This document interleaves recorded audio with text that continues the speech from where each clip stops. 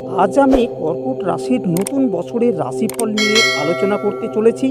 2025 সালে কর্কট রাশির জাতক জাতিকারা কতটা ভালো থাকবেন, কতটা উন্নতি করতে পারবেন এবং কোন কোন দিক থেকে বিপদ আসবে সেই নিয়ে পুরো আলোচনা করব। নমস্কার, আমি দেব অ্যাস্ট্রোলজার সুজিত। আমার ইউটিউব চ্যানেলে প্রত্যেককে স্বাগত জানাই এবং তার সাথে 2025 সালে হ্যাপি নিউ ইয়ার জানাই সকলকে। তারা যেন 2024 সালের থেকে বেটার থাকতে পারেন 2025 সালে। 2024 সালে সকল সমস্যা ঝেড়ে ফেলে 2025 সালে নতুন করে চলবেন, এই পরামর্শ দেব। আজ আমি এই পর্বে আলোচনা করব কর্কট রাশির 2025 সালে শরীর, স্বাস্থ্য, অর্থ, প্রেম, শিক্ষা, সন্তানভাগ্য, কেরিয়ার, বিবাহিত জীবন, চাকরি, ব্যবসা প্রভৃতি বিষয়ে বিস্তারিত আলোচনা করব। তবে মনে রাখবেন, এই আলোচনাটি কারো ব্যক্তিগত জন্মরাশি নিয়ে আলোচনা করা হয়নি, সম্পূর্ণ গ্রহদের গোচরফল অনুসারে ভিডিওটি। চলুন তাহলে প্রথমে দেখা যাক গ্রহদের পজিশনগুলো কেমন এবং কোন কোন রাশিতে অবস্থান করছে। 2025 মানে কার বছর বলুন তো? দেখুন, 2025কে যদি বিশ্লেষণ করে যোগ করা হয় তাহলে দাঁড়ায় কত জানেন? সংখ্যাটি দাঁড়ায় 9। এই 9 সংখ্যাটি হলো মঙ্গলের। অতএব বলা যেতে পারে সারাটি বছর মঙ্গলের অধীনে চলবে। 2024-এ ছিল শনি রাজা আর মঙ্গল মন্ত্রী। এই কারণে যত সব দুঃখ, অশান্তি, জ্বালা এইসব রাশির জাতক জাতিকাদের ভোগ করতে হয়েছে। এবার মঙ্গল রাজা, শনি মন্ত্রী হয়েছে। এর ফলে কি হবে? মঙ্গলের প্রভাবে অর্থভাব খুব ভালো হবে না খারাপ হবে তা আলোচনা করব। বর্তমানে মঙ্গলের অবস্থান আপনার রাশিতে রয়েছে নিচস্থ হয়ে। 2025-এর শেষের দিকে মঙ্গল রাশি পরিবর্তন করে সিংহ রাশিতে প্রবেশ করবে। তার আগে মিথুনে বকরি হয়ে প্রবেশ করবে।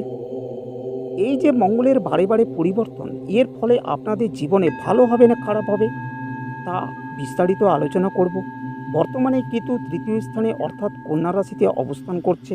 তারপর 18ই মে সিংহ রাশিতে প্রবেশ করবে। পঞ্চমে বুধ রয়েছে, ষষ্ঠে রবি আবার 1 মাস অন্তর রাশি পরিবর্তন করে থাকে। অষ্টমে শুক্র শনি মালব্য নামক রাজযোগ তৈরি করেছে।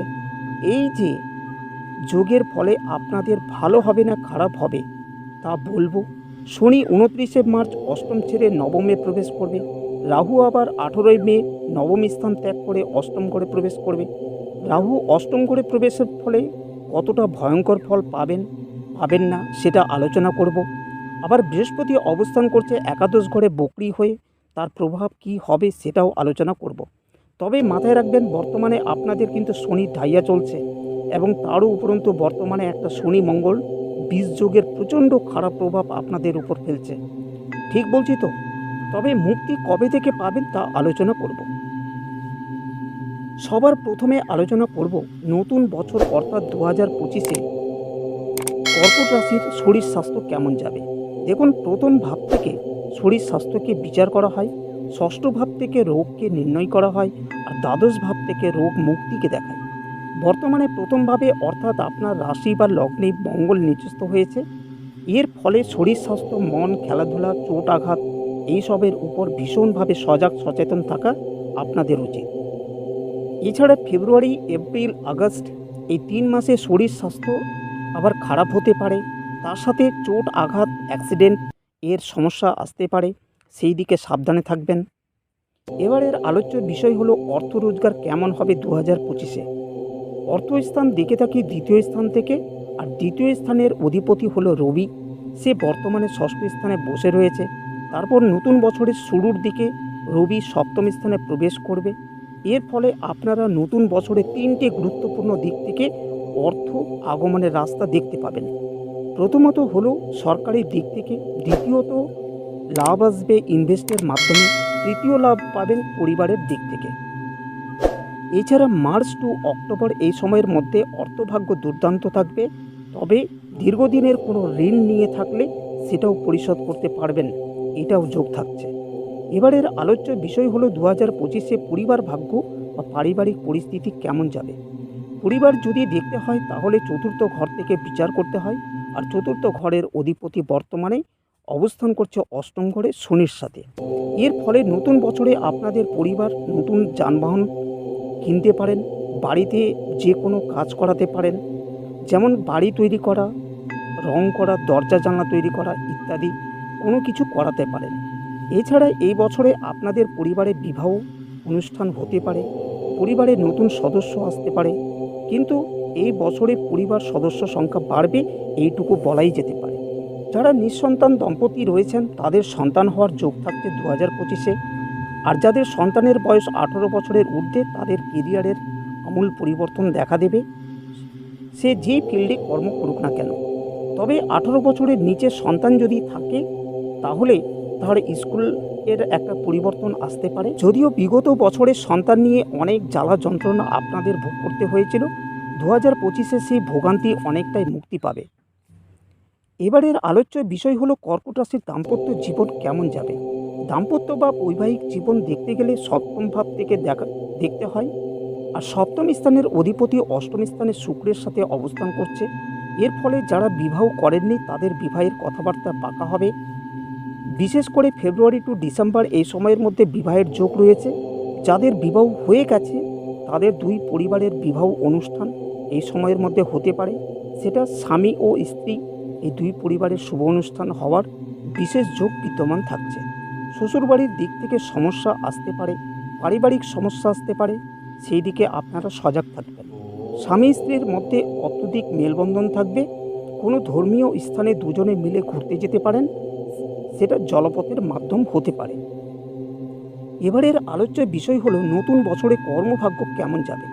কর্মভাগ্য দেখা হয় নবম ভাব থেকে।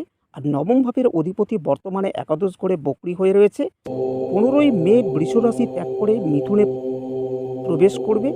আবার দশম ভাব থেকে চাকরিকে নির্দেশ করা হয়। দশম ভাবের অধিপতি মঙ্গল আপনার রাশি বা লগ্নেই অবস্থান করছে। এর ফলে জানুয়ারি টু অক্টোবর এই সময়ের মধ্যে বড় কোনো দায়িত্ব আপনার হাতে আসতে পারে। আপনার প্রমোশন হতে পারে। প্রমোশন হওয়ার পর অফিসের বস কিংবা ম্যানেজার হওয়ার সুযোগ আসতে পারে। রাজনীতিতে যুক্ত থাকলে বড় কোনো দায়িত্ব আপনার কাঁধে তুলে দিতে পারে, এই রকম যোগ বিদ্যমান থাকছে। যারা ব্যবসা করছেন তারা কোনো কোম্পানির সাথে যুক্ত হয়ে ব্যবসার প্রসার ঘটাতে পারেন। নতুন কোনো মেশিন বা যন্ত্রপাতি কেনার যোগ দেখাচ্ছে। সুতরাং ব্যবসা নিয়ে যদি বলি তাহলে 2025-এ ব্যবসা নতুন বছরে নতুন অধ্যায় শুরু করবেন আপনারা, এই রকম একটি যোগ থাকছে।